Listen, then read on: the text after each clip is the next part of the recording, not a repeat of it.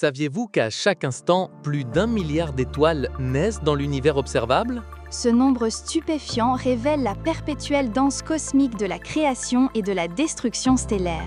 Les étoiles ne sont pas des entités statiques. Elles ont un cycle de vie, un voyage qui s'étend sur des milliards d'années. De leur formation dans de vastes nuages de gaz et de poussière jusqu'à leur fin dramatique, chaque étoile raconte une histoire d'énergie et de transformation. Le processus commence dans les nébuleuses moléculaires, des régions immenses et froides de l'espace interstellaire. Ces nébuleuses sont principalement composées d'hydrogène moléculaire, représentant environ 75% de leur masse. Elles contiennent également 23% d'hélium et 2% d'éléments plus lourds, connus des astronomes sous le nom de métaux. Leur taille peut être colossale, couvrant des dizaines, voire des centaines d'années-lumière de diamètre. Une année-lumière, rappelons-le, est la distance que la lumière parcourt en un an, équivalent à près de 9 460 milliards de kilomètres. Au sein de ces nébuleuses, la densité du gaz et de la poussière est beaucoup plus élevée que la moyenne de l'espace interstellaire. Cependant, comparée à l'atmosphère de la Terre, elle reste un vide presque parfait, incroyablement diffuse.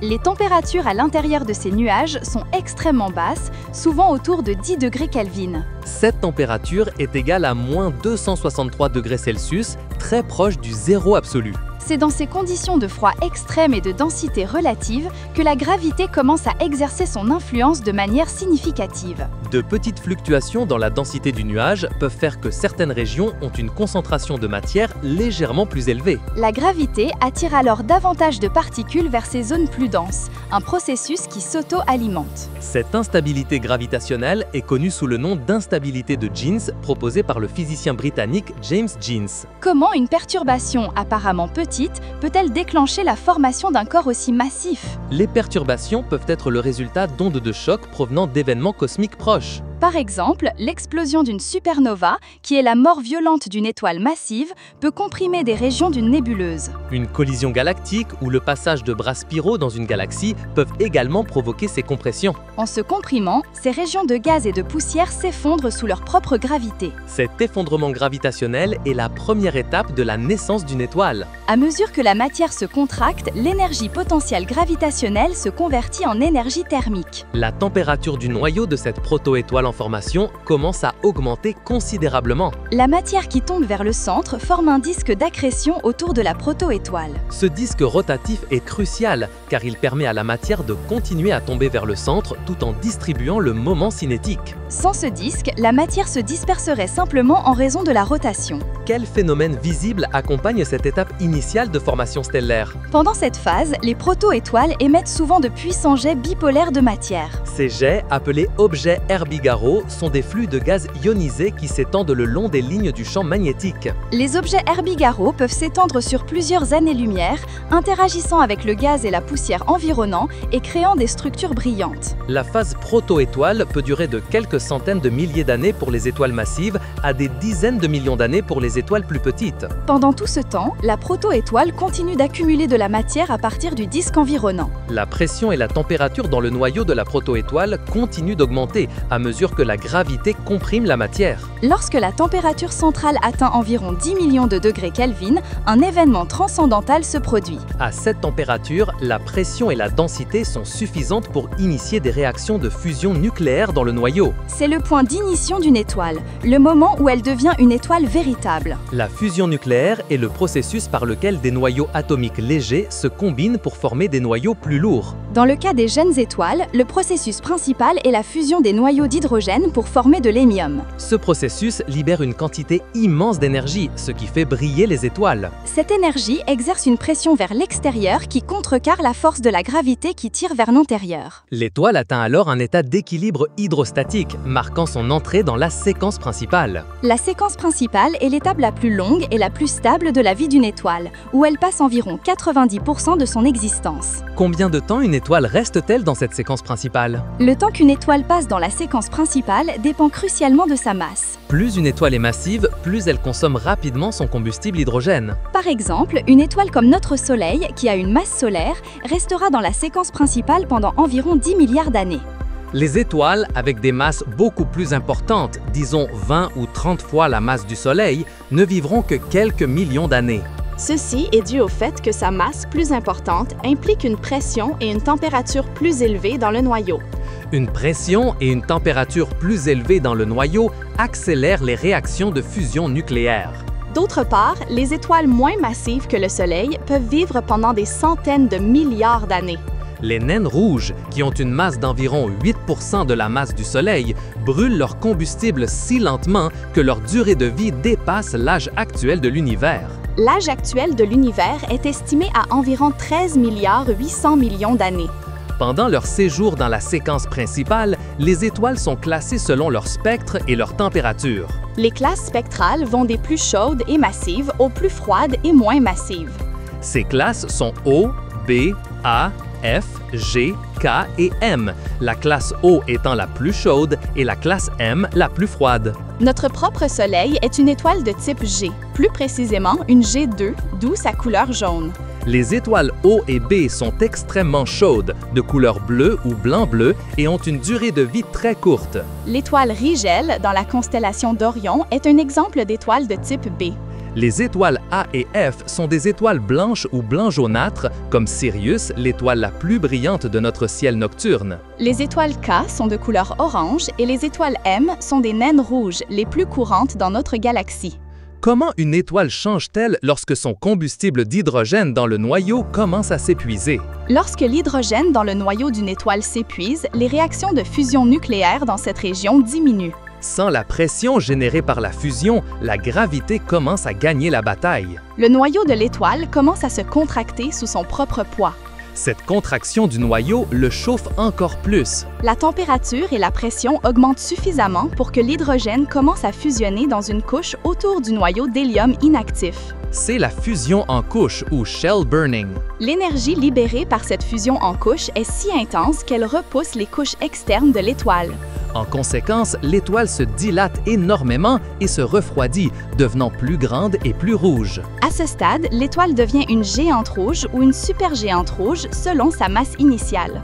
Notre Soleil deviendra une géante rouge dans environ 5 milliards d'années. Sa taille se développera tellement qu'elle engloutira Mercure, Vénus et probablement la Terre.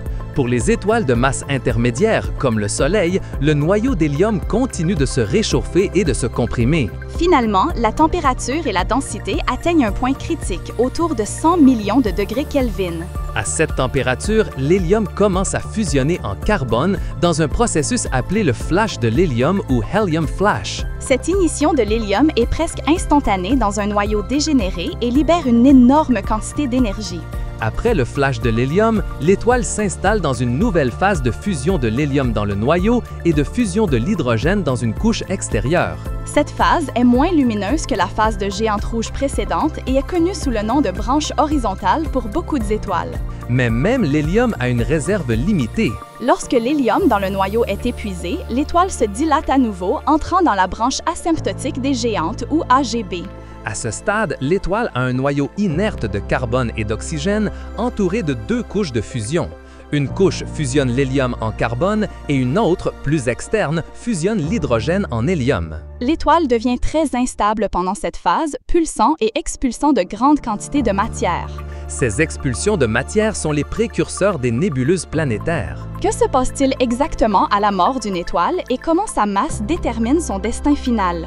Le destin final d'une étoile est totalement déterminé par sa masse initiale. Pour les étoiles de faible et moyenne masse, jusqu'à environ 8 fois la masse du Soleil, la fin est relativement passive. Après la phase AGB, l'étoile expulse progressivement ses couches externes dans l'espace. Ces couches de gaz et de poussière forment une enveloppe magnifique et brillante autour du noyau mourant. Cette enveloppe est ce que nous appelons une nébuleuse planétaire, bien qu'elle n'ait rien à voir avec les planètes. Le nom vient de leur apparence similaire à un disque planétaire lorsqu'elles ont été observées pour la première fois avec des télescopes primitifs. Les exemples célèbres incluent la nébuleuse de l'Anneau, la nébuleuse de l'Hélice ou la nébuleuse de l'Œil de Chat. Chacune montre une structure complexe de gaz ionisé qui brille intensément en raison du rayonnement ultraviolet du noyau central. Que reste-t-il de l'étoile après avoir expulsé ses couches externes? Ce qui reste est un noyau dense et chaud composé principalement de carbone et d'oxygène. Ce vestige stellaire est connu sous le nom de naine blanche. Une naine blanche est incroyablement dense. Une cuillère à café de son matériau pèserait plusieurs tonnes ici sur Terre. Sa taille est comparable à celle de la Terre, mais sa masse est similaire à celle du Soleil. La naine blanche n'effectue plus de fusion nucléaire. Sa luminosité provient de la chaleur résiduelle qu'elle irradie lentement. Elle se refroidit pendant des milliards d'années, se transformant éventuellement en une hypothétique naine noire. Cependant, l'univers n'est pas encore assez âgé pour que des naines noires se soient formées. La masse maximale d'une naine blanche est limitée par la limite de Chandrasekhar, approximativement 1,4 fois la masse du Soleil. Si le noyau restant dépasse cette limite, la gravité est trop forte pour que la pression de dégénérescence des électrons la supporte. Mais que se passe-t-il avec les étoiles beaucoup plus massives? Pour les étoiles qui naissent avec plus de 8 ou 10 fois la masse du Soleil, la fin est beaucoup plus spectaculaire. Après avoir épuisé l'hydrogène et l'hélium dans leur noyau, ces étoiles massives continuent de fusionner des éléments plus lourds. Les températures et pressions extrêmes dans leur noyau permettent la fusion du carbone en néon, puis du néon en oxygène. Puis de l'oxygène en silicium et finalement du silicium en fer. Ce processus se déroule en couches concentriques, comme un oignon cosmique, avec des éléments plus lourds fusionnant au centre. La fusion du fer est le point de non-retour pour une étoile massive. Pourquoi la création de fer est-elle si fatale pour l'étoile? La fusion d'éléments jusqu'au fer libère de l'énergie, mais la fusion du fer et d'éléments plus lourds, au contraire, consomme de l'énergie.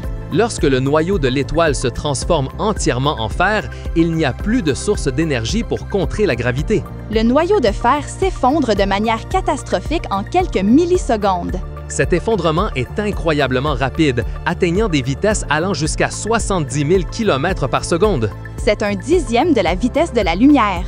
La densité du noyau augmente à des niveaux incompréhensibles, dépassant la densité d'un noyau atomique. La matière est comprimée au point où les électrons sont forcés de fusionner avec les protons. Cette fusion d'électrons et de protons produit des neutrons et libère des neutrinos dans une explosion gigantesque. Les neutrinos s'échappent du noyau presque sans interruption, emportant une énorme quantité d'énergie. L'effondrement s'arrête brusquement lorsque le noyau atteint une densité extrême, formant un noyau ultra dense de neutrons. Le matériau qui tombe des couches externes entre en collision avec ce noyau de neutrons incroyablement rigide. Le rebond résultant, combiné à l'énergie des neutrinos, provoque une explosion stellaire monumentale. Cette explosion est connue sous le nom de supernova de type 2. Une supernova peut briller plus qu'une galaxie entière pendant quelques semaines ou quelques mois. La célèbre supernova 1987A, observée dans le Grand Nuage de Magellan, est un exemple réel de ce phénomène. Sa luminosité était visible à l'œil nu depuis l'hémisphère sud. L'explosion d'une supernova est vitale pour la chimie de l'univers. Pendant cet événement, des éléments plus lourds que le fer se forment et se dispersent dans le cosmos. Des éléments comme l'or, l'argent, l'uranium et le plomb se créent exclusivement dans ces environnements extrêmes. Que reste-t-il après une explosion de supernova? Cela dépend de la masse du cœur résiduel. Si la masse du cœur se situe entre environ 1,44 et 3 fois la masse du Soleil, une étoile à neutrons se forme. Une étoile à neutrons est un objet incroyablement dense, plus dense qu'une naine blanche.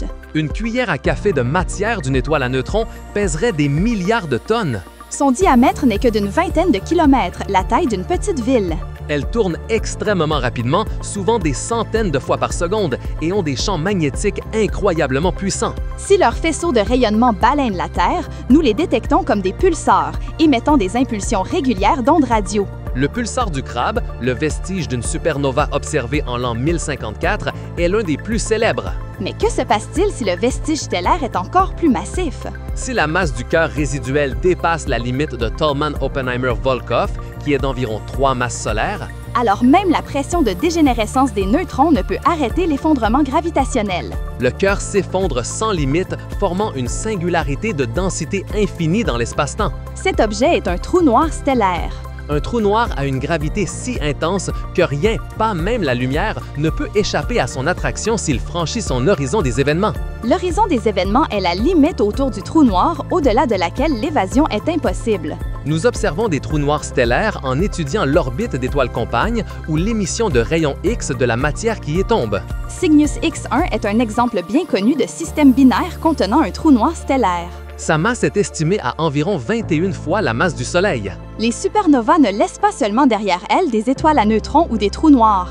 Elles sont aussi les principaux moteurs du recyclage cosmique. Les éléments lourds dispersés par les explosions de supernovas enrichissent le gaz et la poussière du milieu interstellaire. Ces nuages enrichis sont les incubateurs des futures générations d'étoiles et de systèmes planétaires. Notre propre système solaire, y compris notre planète Terre et tout ce qu'elle contient, est fait de ces éléments. C'est-à-dire que nous sommes faits de poussière d'étoiles, le résidu d'étoiles massives mortes il y a des milliards d'années. La formation de la Terre et la vie elle-même dépendent directement de la mort violente d'étoiles passées. Chaque atome de carbone dans notre corps, l'oxygène que nous respirons, le fer dans notre sang, a été forgé à l'intérieur d'une étoile. Le cycle stellaire témoigne de l'évolution constante de l'univers. C'est une danse infinie de naissance, de vie et de mort qui permet la création de toute la complexité que nous voyons autour de nous. Comment apprécier l'ampleur de ce cycle dans la vie quotidienne? Chaque fois que vous regardez le ciel nocturne et voyez une étoile briller, vous observez un processus de fusion nucléaire qui dure depuis des milliards d'années. Chaque élément qui compose notre monde et nous-mêmes porte la signature d'une étoile qui a explosé. Comprendre le cycle de vie des étoiles nous connecte directement aux origines de l'univers et à notre propre place en son sein.